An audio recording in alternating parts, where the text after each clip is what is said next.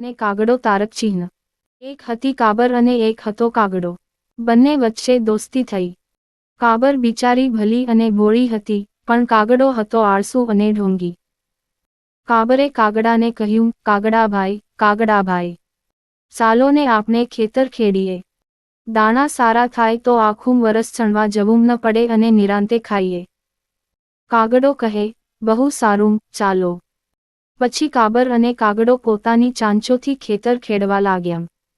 થોડી વાર થઈ ત્યાં કાગડાની ચાંચ ભાંગી એટલે કાગડો લુહારને ત્યાં તે ઘડાવવા ગયો। જતાં કાબરને કહેતો ગયો, કાબરભાઈ, તમે ખેતર ખેડતા થાઓ, હું હમણાં ચાંચ ઘડાવીને આવું છું। કાબર કહે, ઠીક।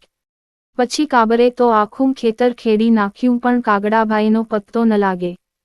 એ તો પાછા આવ્યા જ નહીં। કાગડાભાઈની દાનત ખોટી હતી એટલે ચાંચ તો ઘડાવી, પણ કામ કરવાની આળસે ઝાડ પર બેઠા બેઠા લુહાર સાથે ગપ્પા મારવા લાગ્યા। કાબર તો કાગડાની રાહ જોઈ થાકી ગઈ એટલે કાગડાને બોલાવવા ગઈ। જઈને કાગડાને કહે, કાગડાભાઈ, ચાલો ને, ખેતર તો ખેડાઈ ગયું, હવે આપણે વાવીએ।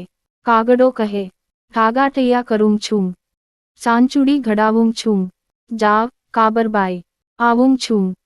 કાબર પાછી ગઈ અને એને તો વાવવાનું કામ શરૂ કર્યું।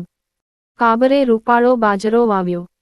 થોડા દિવસમાં એ એવો તો સુંદર ઉગી નીકળ્યો કે બસ। એટલામાં નીંદવાનો વખત થયો, વળી કાબરબાઈ કાગડાને બોલાવવા ગઈ। જઈને કાગડાને કહે, કાગડાભાઈ, ચાલો, બાજરો બહુ સારો ઉગ્યો છે, હવે જલ્દી નીંદવું જોઈએ, નહીતર મૂળને નુકસાન થશે।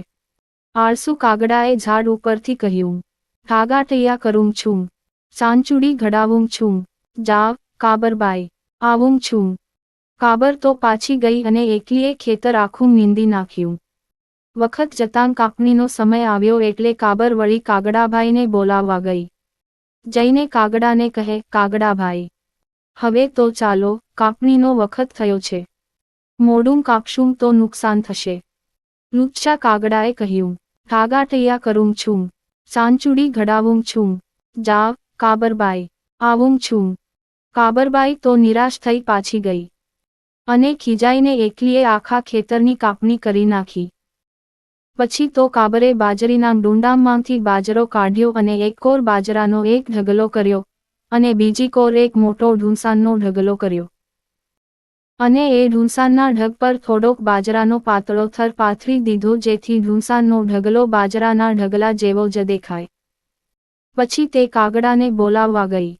જઈને કહે, કાગડાભાઈ, હવે તો ચાલશો ને, બાજરાના 2 ઢગલા તૈયાર કર્યા છે, તમને ગમે તે ભાગ તમે રાખજો।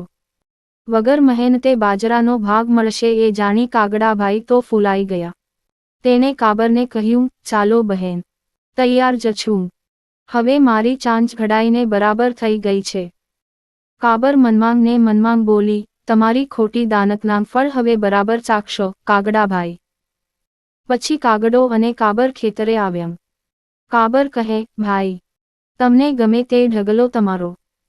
કાગડાભાઈ તો મોટો ઢગલો લેવાને માટે ઢૂંસાનવાળા ઢગલા ઉપર જઈને બેઠા, પણ જ્યાં બેસવા જાય ત્યાં ભાઈ સાહેબના પગ ઢૂંસામાં ખૂંટી ગયા અને આંખમાં, કાનમાં ને મોઢામાં બધે ઢૂંસાં ભરાઈ ગયા અને કાગડાભાઈ મરણ પામ્યા। પછી કાબરબાઈ બાજરો ઘેર લઈ ગઈ અને ખાધું પીધું ને મોજ કરી। Download the application from below link, play.google.com। ઈડ=ઇન્ડિયા, ડિસિઝમલ, ગુજરાતી, બેલવર્ટા। તો તમે અમારી ચેનલમાં નવા તો લાઈક, સબસ્ક્રાઇબ કરો।